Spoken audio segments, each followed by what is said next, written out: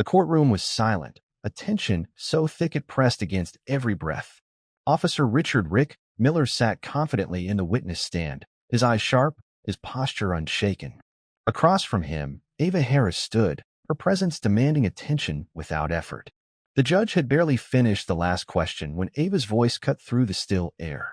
"Before you continue, Officer Miller," she said, her tone deliberate, controlled, "I suggest you verify my military rank first." Miller's face twitched, his practiced expression of authority faltering for just a second. The gallery murmured in confusion. The prosecutor shifted uncomfortably in his seat.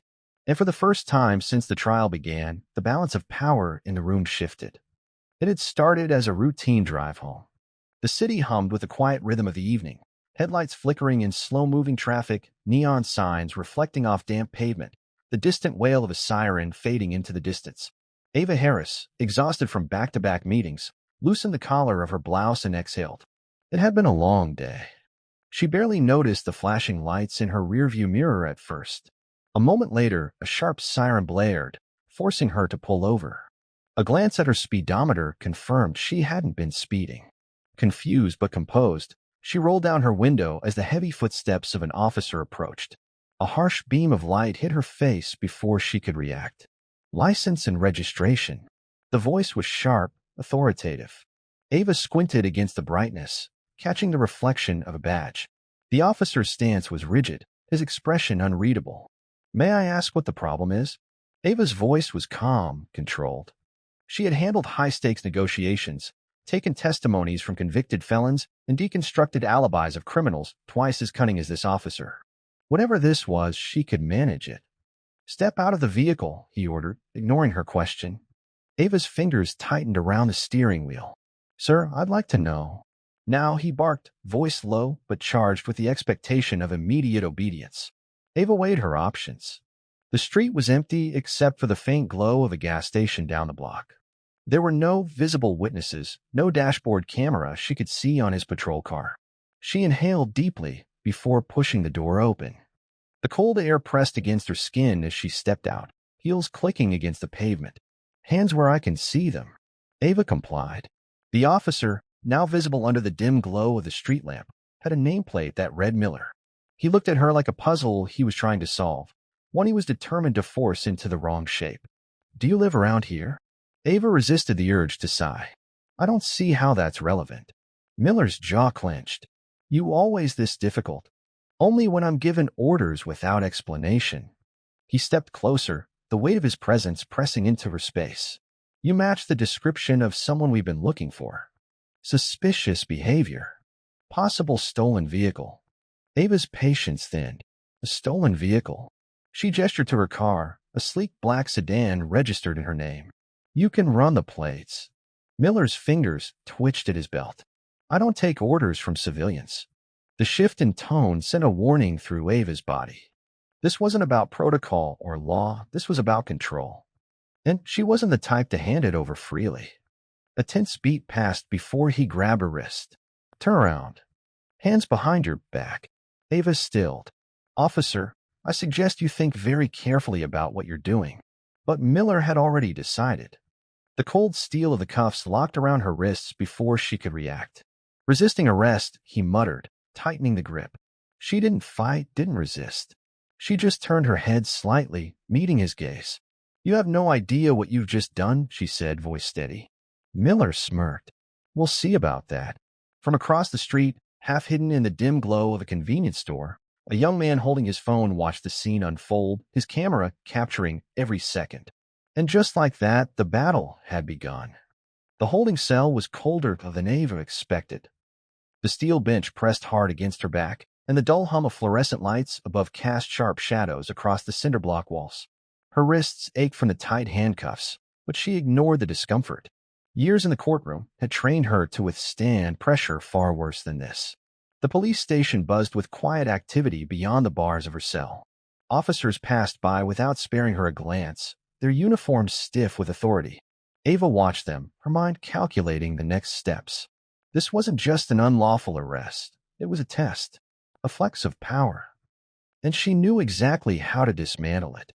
She didn't belong here, but that didn't matter to Officer Rick Miller. Miller had walked her through the doors of the precinct with the kind of confidence that came from years of unchecked authority. He barely spoke as he booked her, his hands heavy as he patted her down and confiscated her belongings. The look in his eyes was unmistakable. He expected her to be afraid.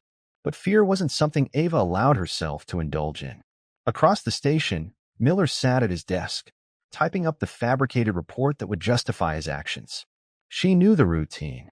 Charges of resisting arrest, obstruction of justice, words designed to paint her as uncooperative, as a threat. His fingers moved swiftly over the keyboard, each keystroke an attempt to bury her beneath a mountain of bureaucratic lies. Ava leaned back, exhaling slowly. She had seen this happen too many times to count, cases where people like Miller wielded their badges like weapons, their authority shielding them from accountability. She had spent her career dismantling those shields. Now it was her turn to be on the other side. The thought sent a ripple of anger through her. She wasn't just another name in a report. She wasn't a woman without resources, without knowledge of the law. And she wasn't about to let this stand. The sound of approaching footsteps pulled her from her thoughts. A uniformed officer, younger than Miller, stopped outside the cell. His badge read Patrolman Carter. He hesitated before speaking, his voice low. "You have a lawyer coming," he said, barely looking at her. Ava studied his face. He was avoiding her gaze, not out of malice, but discomfort. A man caught between his duty and whatever unspoken rules dictated the hierarchy of this precinct. She nodded once. "Good." Carter lingered, shifting awkwardly. "For what it's worth," he muttered, "I don't think you should be here." Then he was gone, disappearing down the hallway. Ava let the words settle. There was always someone watching, someone who knew right from wrong, but fear often kept them silent. She had no time for fear. Minutes stretched into an hour before the sharp click of dress shoes echoed through the station. Ava turned just as Jason King entered. Her lawyer was a force of nature, tall, broad-shouldered, and perpetually unimpressed. He didn't bother hiding his irritation as he approached the desk sergeant, his voice sharp with controlled anger. "I want my client released immediately," Jason said, slapping a folder onto the counter. Miller appeared then, leaning against his desk with a smirk. "Your client was resisting arrest." Jason's eyes didn't waver. "Right. And I'm sure that was all documented by the dashcam." Silence. Ava watched as Jason let the question hang, giving Miller just enough rope to trap himself. Miller shrugged. "Technical issues." Jason scoffed. "Convenient." The tension in the station grew, officers exchanging glances. This wasn't the reaction they had expected. They had anticipated a woman too shaken to fight back. They hadn't expected Ava Harris. Jason turned, finally facing Ava. "Are you injured?" "I'm fine." Miller folded his arms. "She's staying and holding until the judge sees her." Jason's expression darkened. "On what grounds?" "Obstruction." Jason pulled out another document. "I have a motion for immediate release. If you refuse, I'll have a judge sign an emergency order within the hour." Miller's smirk twitched. He wasn't used to being challenged so openly. The sergeant behind the desk cleared his throat. "We'll process her out." Ava stood slowly as the cell door unlocked, her posture unwavering. She stepped past Miller, meeting his gaze without flinching. "This isn't over," he muttered. Ava tilted her head. "No, Officer Miller. It's just beginning." She turned, walking out with Jason at her side. Outside, the night air was cool against her skin. The city moved around them, indifferent to the battle that had just begun. Jason exhaled sharply. "This is bad." Ava arched a brow. "Oh." "Miller's report is airtight. He claims you reached for his weapon." Ava stilled. That was a dangerous accusation. One that had led to convictions. One that had ended careers. Jason continued, his voice grim. "It's his word against yours. And historically, the system backs the officer." Ava considered that. Then she exhaled, shaking off the weight of the moment. "Then we show them that history is about to change." Jason watched her carefully. "We need proof, Ava. Witnesses. A smoking gun. A flicker of memory surfaced. Convenience store across the street. The man holding his phone." She turned to Jason. "We may already have one." A beat passed before Jason nodded.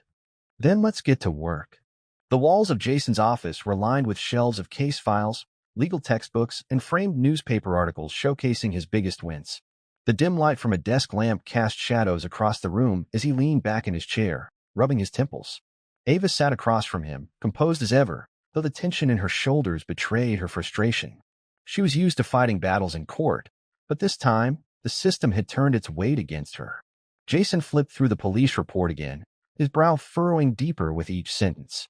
Miller had crafted his statement with precision, carefully constructing a version of events that framed Ava as a hostile suspect. According to him, she had been uncooperative from the moment he approached, refused to exit the vehicle, and then attempted to grab his firearm when he moved to detain her. The wording was designed to evoke fear, to paint a picture of a woman who had lost control. But Jason knew better. They always make it sound the same, he muttered, closing the folder. Resisting arrest, reaching for a weapon, acting erratic.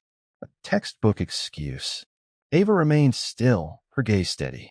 Because it works. Jason sighed, nodding. It does. The question is, how do we tear it apart? Ava already had an answer.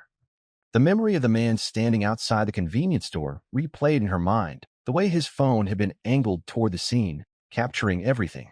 There was a witness, she said. A young man outside the gas station. He recorded it. Jason's eyes sharpened. You're sure? He had his phone up the entire time. If he still has that footage, could destroy Miller's case. Jason exhaled slowly, his fingers tapping against his desk. A witness was good, but it wasn't enough. If the footage was clear, if it showed Miller escalating without cause, then they had a fighting chance. But if it was incomplete, if there was even a second of ambiguity, it could be twisted against them. We need to find him, Jason said, before Miller does. The thought of that sent a wave of urgency through Ava. She had seen how these cases played out. If Miller caught wind of a recording, there was no telling what lengths he would go to in order to suppress it. Jason pulled out his phone and started making calls. He had connections, people who could track down witnesses, gather evidence before it conveniently disappeared. While he worked, Ava stood pacing the room. Every move she made was being watched now. That much was certain. The moment Miller realized she wasn't backing down, he would push harder. And it wasn't just him. The entire precinct was a network, a brotherhood. They protected their own. Her mind flickered back to the young officer from the station. Carter. The hesitation in his voice. The way he had looked at her like he wanted to say something, but didn't. Jason, she said. He glanced up from his phone. That officer, Carter. He knew something. Jason narrowed his eyes, considering. Think he'd talk. He hesitated. That means he's already questioning things. If we push the right way, maybe. Jason nodded. Let me handle that. You focus on finding our witness. Ava didn't argue. She wasn't the type to sit still and wait for things to fall into place. If this young man had the footage, she needed to get to him before fear silenced him. Jason finished his call and leaned forward. I've got someone checking surveillance from the gas station. If this guy used his credit card or spent any time inside, we'll have his name soon. Ava exhaled. It was a start. Jason studied her for a moment. You okay? She met his gaze. I don't have the luxury of not being okay. Jason didn't press further. They both knew what was at stake. As she stepped out into the cool night air, Ava pulled her coat tighter around her shoulders. The city stretched before her, alive with flickering lights and the distant hum of sirens. She had spent years believing in the system, working within it to root out corruption. But now she was standing on the other side, fighting against the very institution she had once defended. She wasn't afraid, but she was angry, and that was far more dangerous. Ava made her way toward her car, her mind racing with possibilities. If Miller had lied about her arrest, what else had he lied about? How many others had been trapped under his fabricated reports, buried under the weight of a justice system that protected its own? She had seen men like him before. Confident, untouchable, certain that a badge granted them immunity from consequences. Not this time. As she slid into the driver's seat, her phone buzzed. Jason's name flashed across the screen. We found him, he said the moment she answered. Ava's grip tightened on the wheel. Where? Apartment complex on 12th Street. Name's Marcus Flynn. College student. Journalism major. Makes sense why he recorded it. Probably knew exactly what he was looking at. Ava was already pulling out of the parking lot. Jason's voice turned serious. Be careful, Ava. If we found him this fast, Miller might too. Ava's jaw clenched. Then I'd better get there first. The streets of the city blurred past as Ava drove, her hands steady on the wheel despite the pulse of urgency beneath her skin. The address Jason had given her led to a worn-down apartment complex, a relic of an older era in a neighborhood caught between neglect and slow revitalization. The glow of streetlights cast long shadows over cracked pavement, the occasional flicker of neon signs reflecting off rain-dampened streets. She pulled into a parking space and cut the engine, scanning the building. It was the kind of place where anonymity thrived, where people kept their heads down and their business to themselves. If Marcus Flynn lived here, he had either learned to navigate those unspoken rules or hadn't been around long enough to understand them. Ava stepped out, her heels clicking against the concrete, the weight of her purpose driving her forward. She reached the entrance and pressed the buzzer marked Flynn. The intercom crackled to life. A hesitant voice. Yeah, Marcus Flynn. Silence. Then cautious. Who's asking? Ava Harris. I need to speak with you about what you recorded the other night. More silence. The kind that stretched long enough to mean something. She imagined him standing on the other side of the door, debating his options. Look, I'm not a cop, she added. I'm the woman in that video. A beat. Then the lock clicked, and the door buzzed open. She stepped inside, climbing the narrow stairwell to the third floor. The hallway smelled of old carpet and stale air, the walls lined with faded wallpaper peeling at the edges. Apartment 3B. The door was already cracked open, just enough for a wary eye to peer through. Marcus Flynn was younger than she expected, early 20s, lean, with an alertness that spoke of someone who paid attention to the details of the world around him. A journalist's instinct. He didn't invite her in, but he didn't shut the door either. Ava held his gaze. You recorded my arrest. His grip tightened on the doorknob. You a lawyer? I'm a federal prosecutor. That made him pause. His eyes flickered with recognition, a shift from caution to curiosity. So you know how this works? She nodded. I do. And so do you. Marcus exhaled, glancing down the hallway before stepping back, allowing her inside. The apartment was small, sparsely furnished. Laptop on a cluttered desk, books stacked haphazardly on the floor, a couch that had seen better days. A journalist home. He shut the door behind her. I didn't post it. Ava turned. Why? His jaw tensed. Because I know what happens to people who do. The weight of that truth settled between them.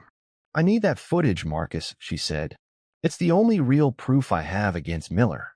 He ran a hand through his hair, pacing. You think I don't get that? But this isn't some local news scandal. This is a cop. And not just any cop, a white cop with years in the department, a precinct that covers for him, and a system designed to protect him. You really think one video is enough? Ava studied him. He wasn't wrong. The footage alone wouldn't be the smoking gun, not unless it was paired with the right legal strategy, the right exposure. She knew how these cases unraveled. But without the video, she had nothing but her word against Miller's. She softened her tone. You filmed it for a reason. Marcus stopped pacing. His shoulders dropped slightly. You saw what he did, she continued. You knew it wasn't right. That's why you reached for your phone. He hesitated, then moved to his desk. His fingers hovered over the laptop, doubt flickering across his face before he exhaled and opened a folder. Ava stepped closer as the screen illuminated. The grainy footage played, her standing by her car, Miller's flashlight cutting through the darkness. The audio was muffled but clear enough. Step out of the vehicle. Ava's recorded voice responded calmly, asking why she was being stopped. Miller's tone hardened. No. The camera caught the moment he grabbed her wrist, the sharp yank, the forceful push against the hood of her car. Then, the words that mattered most. You people never learn, do you? Ava's breath stilled. There it was. Proof. Marcus let the video play in silence. Then, without looking at her, he spoke. If I post this, they'll come for me. Ava didn't argue. She knew what happened to whistleblowers. Journalists who exposed the wrong people often found their credibility attacked, their personal lives scrutinized, their their safety compromised. But this wasn't just about him. We do it the right way, she said. We go public, but with protection. You're not alone in this, Marcus. He swallowed hard, doubt still lingering in his expression. Then, after a long moment, he nodded. Ava exhaled, the first step in this war finally secured. But just as relief settled, a new thought surfaced, sharp, urgent. If Miller suspected this video existed, he wouldn't wait for it to surface. He would come looking for it. And if he found Marcus before they could go public, the battle had only just begun. The weight of the discovery settled between them, heavy and undeniable. The video was the proof Ava needed, the evidence that could dismantle Miller's lies in a single devastating blow. But it was also a target, a risk. And as much as Marcus wanted to believe in justice, he understood the cost of standing against a system designed to protect its own. Ava watched as he hovered over his laptop, fingers flexing as if preparing for a decision he wasn't sure he was ready to make. His hesitation wasn't born of doubt in the truth. He had seen it with his own eyes. It was fear, a justified fear. She had spent years prosecuting corrupt officials, untangling webs of deceit woven through law enforcement, politics, finance. The truth was never enough. It had to be undeniable, unavoidable, impossible to ignore. Even then, those in power found ways to twist it, dilute it, bury it beneath bureaucracy and counter-narratives. But this video was different. It wasn't an allegation, a claim that could be dismissed as hearsay. It was a moment frozen in time, a reflection of reality, so stark it shattered every possible excuse. Miller knew what he had done, and if he suspected this footage existed, he wouldn't wait for it to surface. Ava inhaled, steadying herself. We don't have time to second-guess this, she said, her voice measured but firm. Miller isn't the type to wait and see what happens. The moment he realizes this footage exists, he'll do whatever it takes to bury it. Marcus clenched his jaw. I know. And if we don't move first, we won't get another chance. The words hung between them. He nodded once, decisive, then turned back to his laptop. I have it backed up. 2 external drives plus cloud storage. If anything happens to this one, the copies are safe. Smart. Precaution was everything. But Ava knew they needed more than just backups. They needed a strategy. We can't just drop this online and hope for the best, she said. It needs to be presented the right way. Legally, strategically. Marcus leaned back, rubbing his hands over his face. So what's the move? Ava already had the answer. We take it to Jason. He knows how to use this in court, how to make sure it holds weight. But more importantly, we control the release. No leaks, no premature exposure. We make sure it lands where it needs to. Marcus exhaled slowly, nodding again. All right. Ava pulled out her phone and sent Jason a message. We have it. Meet me at my place in an hour. No names. No details. Just in case. She turned back to Marcus. Pack a bag. He frowned. What? If Miller figures out you have this, your apartment is the first place he'll look. You need to stay somewhere safe. Marcus hesitated, then shut his laptop with a snap. Where? Ava considered. He couldn't stay with her. Her place was too obvious, and she was already a high-profile target. A hotel was out of the question.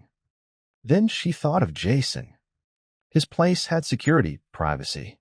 And if anything happened, he knew exactly how to handle it. Jason's. He'll keep you off the radar.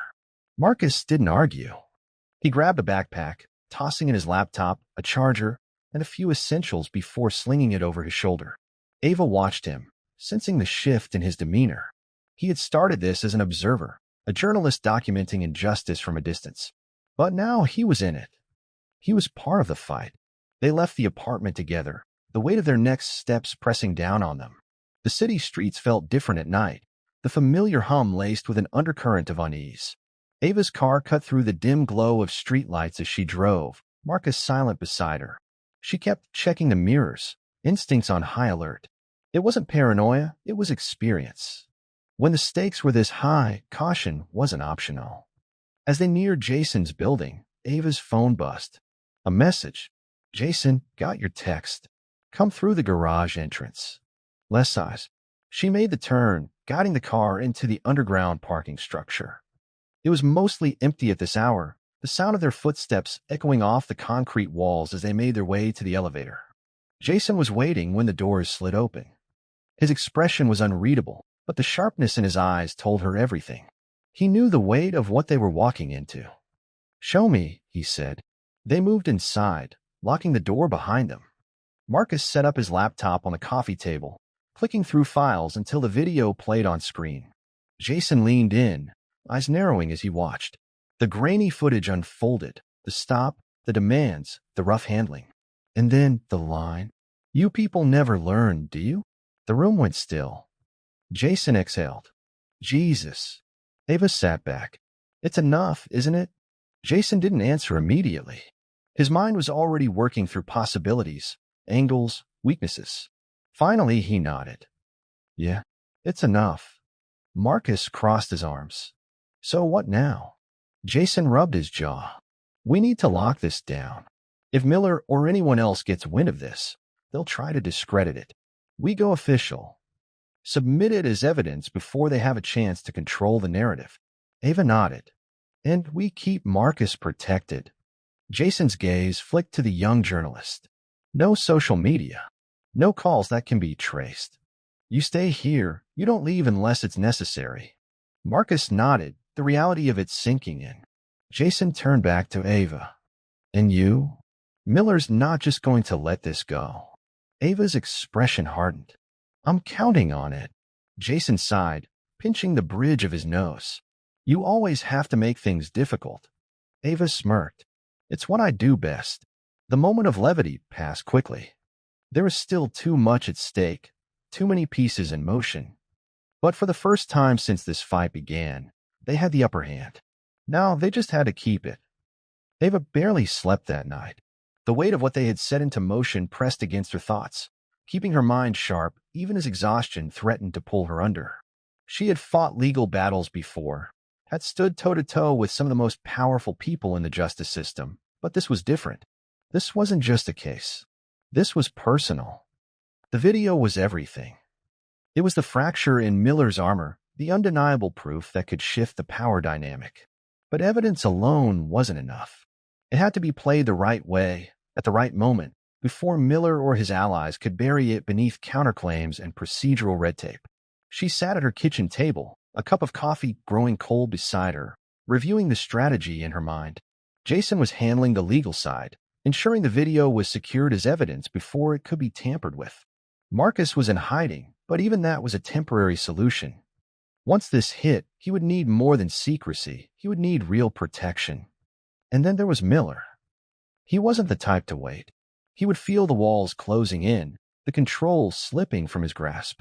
Men like him didn't go down quietly. Her phone buzzed against the table, the sound slicing through the silence. She grabbed it quickly, reading the name on the screen. "Jason." She answered immediately. "Tell me you have good news." Jason's voice was tense. "Depends on your definition." Ava straightened. "What happened?" "Miller's already making moves. Someone leaked a preliminary report claiming the video is inconclusive and being misrepresented. They're setting the stage to discredit it before we can even present it." Ava clenched her jaw. She had expected resistance, but not this quickly. "They don't even have the footage yet," she said. Jason exhaled. "Doesn't matter. They don't need to see it. They just need to control the narrative." She gripped the edge of the table. This was why cases like this were so hard to win. The truth didn't always matter. Perception did. "They're trying to get ahead of us," Jason continued, "which means we need to move now." Ava closed her eyes briefly, recalibrating. They couldn't afford hesitation. If Miller was already planting doubt, they had to cut him off before his version of events solidified in the public's mind. "Submit the video to the state attorney's office," she said. "Officially. Once it's part of the record, it's harder for them to manipulate." Jason hesitated. "That's a risk. If we go through official channels, we lose some control over how it's handled." She knew that, but they didn't have a choice. "Better a risk than a cover-up," she said. Jason didn't argue. He understood the stakes just as well as she did. "I'll take care of it," he said. "But you need to be careful. Miller's running scared. That makes him dangerous." Ava's grip tightened on her phone. He was dangerous before. Now he's desperate. Jason sighed. Yeah, and desperate men do stupid things. She didn't need the reminder. She knew Miller wouldn't go down without a fight. After hanging up, she grabbed her keys and left the apartment. She had no intention of sitting back and waiting for the next move. If Miller wanted to play dirty, she would be ready. By the time Ava reached Jason's office, he had already begun the process of submitting the video as evidence. The room smelled of burnt coffee and stress, papers scattered across the desk as Jason worked through the paperwork. She stood beside him, scanning the forms. Every detail had to be perfect. If they left any gaps, any weaknesses, Miller's lawyers would exploit them. We're sending it through internal review first, Jason said. That gives us a slight advantage. We'll know how the state attorney is reacting before it's made public. Ava nodded. And Marcus, he's fine, staying out of sight. She exhaled, some of the tension in her chest loosening. For now, they had control of the situation. But she knew it wouldn't last. Jason tapped his pen against the desk. The real question is, what's Miller's next move? Ava already had a sinking feeling she knew the answer.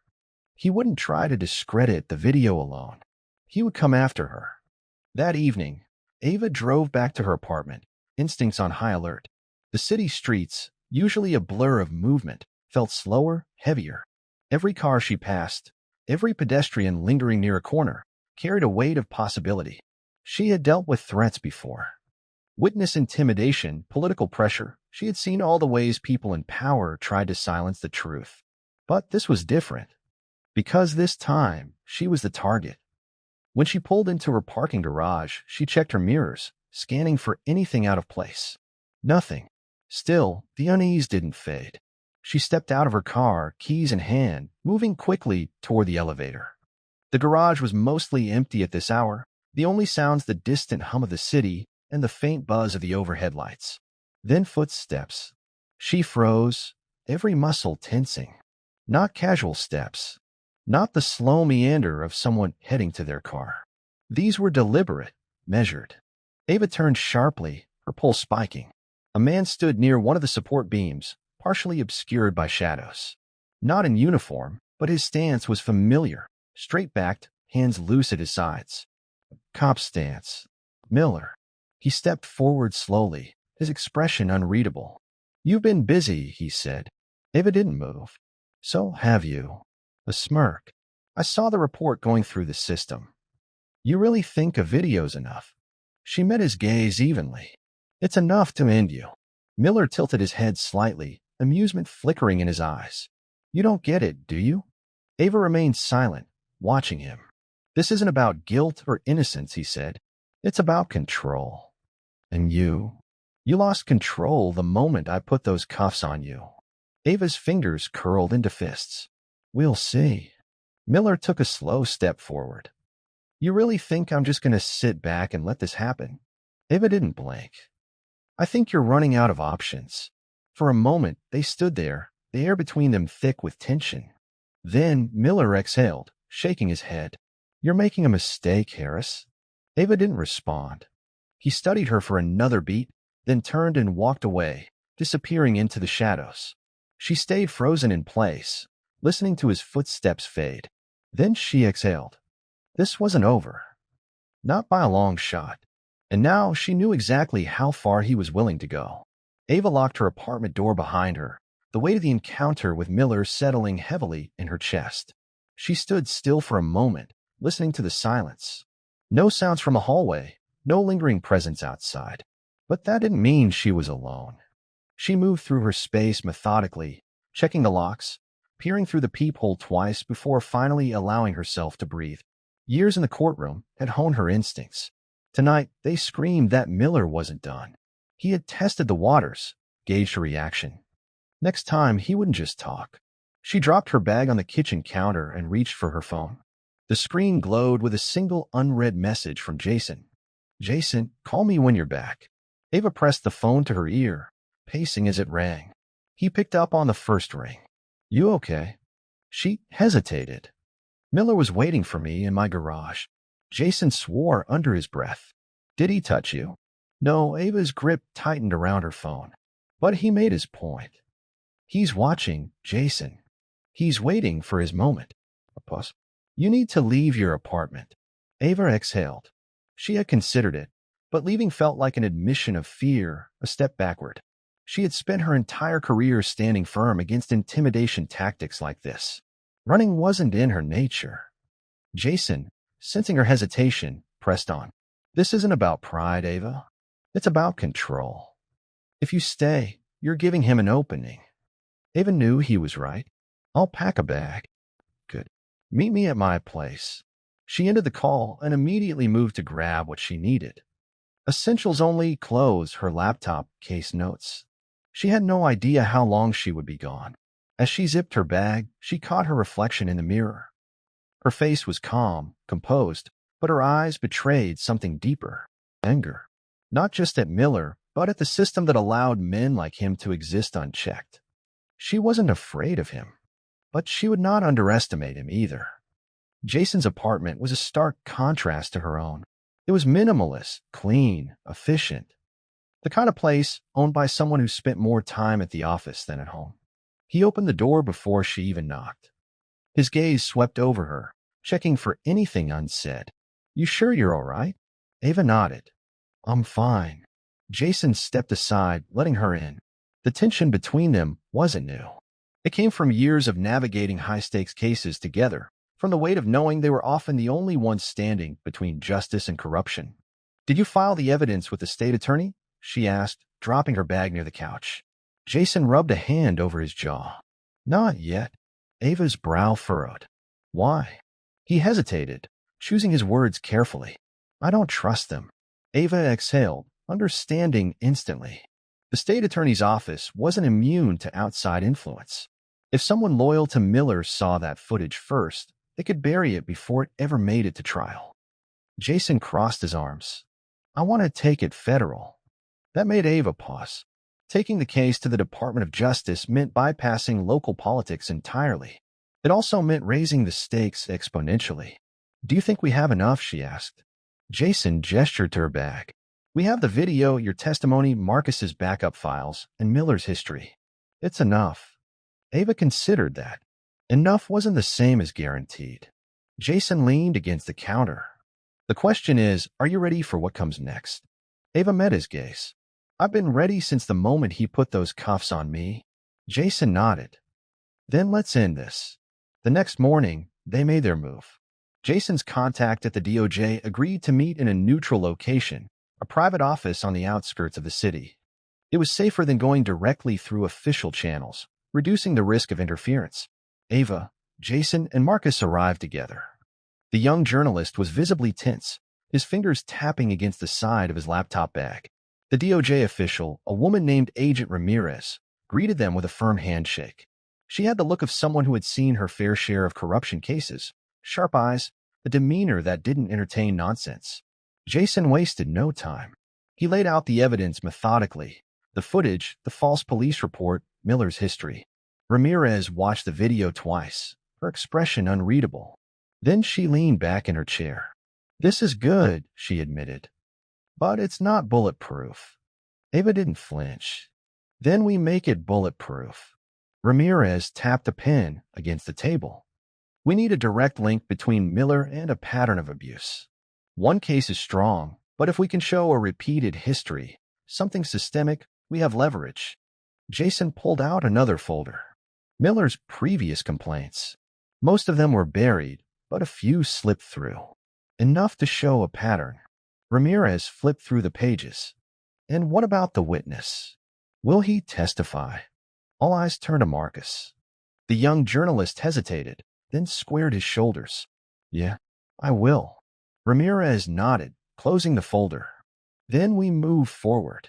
Ava exhaled, a small weight lifting from her chest. It wasn't over yet, but for the first time, they were on the offensive. As they left the office, Jason turned to Ava. Miller won't take this sitting down. Ava's jaw tightened. Let him come. Ava knew the hardest battles weren't fought in courtrooms or in front of cameras. They were fought in the spaces between, where decisions were made in quiet conversations, where power shifted through unseen hands. The moment they handed the evidence to the DOJ, The war had truly begun. She stood outside the office, the weight of the city pressing in around her. The sky was overcast, a dull gray stretching endlessly above the skyline. Jason and Marcus walked beside her, both quiet, their thoughts mirroring her own. "We're past the point of no return," Jason finally said, his voice low. Ava nodded. "That's exactly where we need to be." Marcus exhaled sharply, rubbing his palms together as if trying to warm them against the cold reality of what they had just done. "So what happens now?" Jason glanced at Ava. "Now, we wait for the hammer to drop." But waiting had never been Ava's strength. They returned to Jason's apartment, a temporary war room now cluttered with legal briefs, printed reports, and Marcus's laptop still open to the video that had started everything. Ava paced, restless. She knew how systems like this worked. The DOJ wasn't going to make an announcement overnight. They would move in silence, gathering more evidence, ensuring every step was airtight before they made their move. That silence left a void, and voids were dangerous. Because in that space, men like Miller thrived. Ava's phone buzzed, a message from an unknown number. "You should have walked away." Her pulse didn't quicken. Her breath remained steady, but inside something sharpened. She turned the screen toward Jason, who read it, then exhaled through his nose. "Miller." Ava smirked coldly. "Who else?" Jason clenched his jaw. "We should report it." Ava shook her head. "He wants us rattled. Wants us second-guessing every step. If we go running now, we give him exactly what he wants." Marcus, watching from across the room, shifted uncomfortably. "And what if it's not just intimidation? What if he—" Ava cut him off. "Then we handle it." Jason didn't like it, but he knew arguing was pointless. Instead, he grabbed his keys. "Come on." Ava frowned. "Where?" Jason's expression was unreadable. "If Miller's making moves, we need to be ahead of him." "I have an idea." They drove in silence, the weight of unspoken thoughts filling the car. Ava knew Jason well enough to trust him, but his tension was different this time. Calculated. Purposeful. Finally, he pulled into an unmarked parking lot behind an old brick building. No signs, no indication of what lay inside. Ava turned to him. "Where are we?" Jason unbuckled his seatbelt. "Insurance." He led them inside, through a narrow corridor lined with exposed pipes and fluorescent lights that buzzed softly overhead. At the end of the hall, he knocked twice on an unmarked door before pushing it open. Inside, a woman sat behind a desk cluttered with files. Mid-50s, sharp-eyed, the kind of presence that didn't tolerate nonsense. She barely looked up. "You're late," she said. Jason ignored the jab. "Ava, this is Claire." Ava crossed her arms. "Claire who?" The woman smirked. "Let's just say I know things." Jason leaned against the desk. "Claire used to work internal affairs. Then she got tired of fighting battles she couldn't win." Ava raised a brow. "And now?" Claire folded her hands. "Now I deal in truths. And truth is, Miller's not the only problem you've got." Ava's stomach tightened. "Go on." Claire reached for a folder, sliding it across the desk. Ava opened it, her pulse spiking at the first page. Records. Transfers. Internal memos. Miller wasn't acting alone. He was protected. Ava's fingers tightened around the edges of the folder. She had known the system was corrupt, but seeing it laid out so plainly, so efficiently, was something else entirely. Jason watched her carefully. "If we take Miller down, we're not just exposing him. We're exposing everyone who covered for him." Ava closed the folder. "Good." Claire chuckled. "I like her." Jason ran a hand through his hair. "This complicates things." Ava shook her head. "No, this clarifies things. Miller was just a symptom. The disease ran deeper, and now she had proof." That night, she barely slept. She sat at Jason's kitchen table, flipping through Claire's files, piecing together the puzzle Miller had tried so hard to keep buried. Cover-ups. Suppressed complaints. Officers transferred quietly before investigations could gain traction. It was a network. And Miller was just one of many. Ava's mind raced. The DOJ would move on Miller, but this was bigger than one man. If they played this right, they could expose everything. Her phone vibrated. Another unknown number. This time, a single image, a picture of her, taken from outside Jason's apartment. Ava stared at it, then exhaled slowly. So that was their next move. Jason appeared in the doorway, rubbing sleep from his eyes. You should get some rest. Ava turned the phone toward him. He stiffened. Son of a... Ava cut him off. It means we're close. Jason ran a hand down his face. It means they're desperate. Ava leaned back, letting the exhaustion settle into her bones. She was tired, but it was the kind of tired that came with purpose. They were going to win this. But first, they had to survive it.